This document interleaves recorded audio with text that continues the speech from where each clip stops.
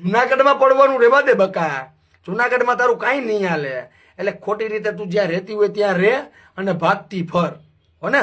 તને હું ખુલ્લી ચેલેન્જ આપું છું કે તું ખાલી બદનામ કર એકવાર ઇન્દ્ર ભારતી બાપુને. અમે જોઈએ છીએ તું કેમ બદનામ કરસ.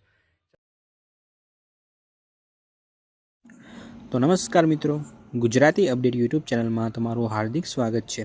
તો મિત્રો, અત્યારે તમને ખ્યાલ જ છે કે કીર્તિ પટેલ ખૂબ જ વિવાદોમાં છે। તો મિત્રો, એવામાં આ ભાઈએ કીર્તિ પટેલને ખુલ્લી ચેલેન્જ આપી છે। તો ચાલો મિત્રો, આપણે આ વિડીયોમાં જોઈએ કે આ ભાઈ કીર્તિ પટેલ વિશે શું કહી રહ્યા છે અને ત્યાર પછી આ વિડીયો વિશે થોડી ચર્ચા કરીએ। જુનાગઢમાં પડવાનું રેવા દે બકા. જુનાગઢમાં તારું કાંઈ નહીં હાલે. એટલે ખોટી રીતે તું જ્યાં રહેતી હોય ત્યાં રહે અને ભાગતી ફર. હો ને? તને હું ખુલ્લી ચેલેન્જ આપું છું કે તું ખાલી બદનામ કર એકવાર ઇન્દ્ર ભારતી બાપુને. અમે જોઈએ છીએ તું કેમ બદનામ કરસ.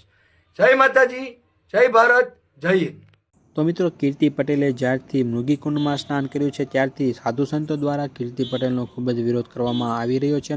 કેમ કે મિત્રો, જે મૃગીકુંડમાં સાધુ સંતોને સ્નાન કરવાની પરવાનગી હોય છે, પરંતુ મિત્રો કીર્તિ પટેલ દ્વારા પણ જે મૃગીકુંડમાં સ્નાન કરવામાં આવ્યું તેનાથી અત્યારે સાધુ સંતોમાં ખૂબ જ રોષ જોવા મળી રહ્યો છે।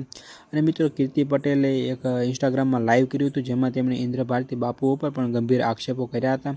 તો મિત્રો, આના કારણે અત્યારે કીર્તિ પટેલ ખૂબ જ વિવાદોમાં છે। તો મિત્રો, તમારું આ વિડીયો વિશે શું કહેવું છે એ તમે કોમેન્ટમાં જરૂરથી જણાવજો। અને આવી ગુજરાતને લગતી અપડેટ્સ જો તમે મેળવવા માંગતા હો તો વિડીયોને એક લાઇક કરી દેજો અને સાથે સાથે ચેનલને સબસ્ક્રાઈબ પણ જરૂરથી કરી દેજો।